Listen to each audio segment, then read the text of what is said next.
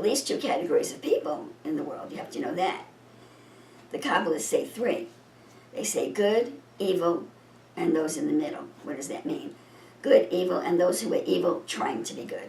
There's some form of conscience in you that you're at least desiring to be good. So we don't like to say that, because we say everybody's fallen. Yes, but everybody's not the same. Everybody's not the same. There are some people that are inclined towards evil. There are some people that are inclined towards good.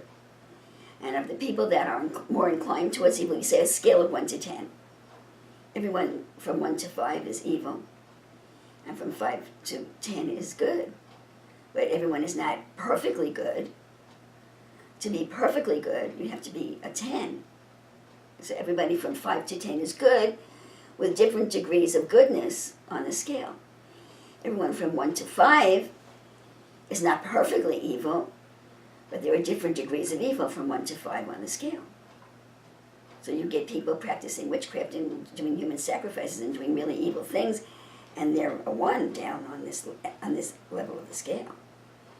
And yet you could be born with a soul inclined towards evil, and yet there's something, maybe Abel in you was just have, line 10's dead, just going like this, vibrating like this. There's just something in them that rejects that evil and is reaching towards the good side, and they're in the middle. See, I knew a man like that once. He was born in into an Italian neighborhood where there was a lot of mafia activity, and it was in his family. And he wouldn't do anything on the surface. He wouldn't do anything mafia type. He wouldn't get involved in any mafia type activity.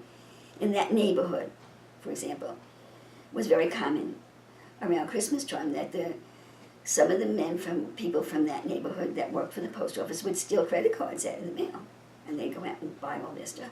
He wouldn't touch it. Yeah. So he was born into that neighborhood with that mentality. It was in his family. But there was something in him that said, no, I don't want to do that. Those are the people in the middle.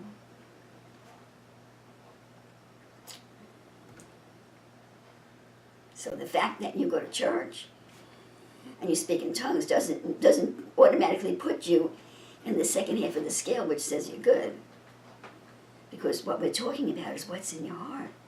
See? So if you have an evil heart, but you're resisting doing those evil things, then you're the people in the middle. But you still have an evil heart. So as we all know, there are a lot of people in the church that do things that aren't right. You see? And there's a variety of them. They're all different levels, from 5 to 10.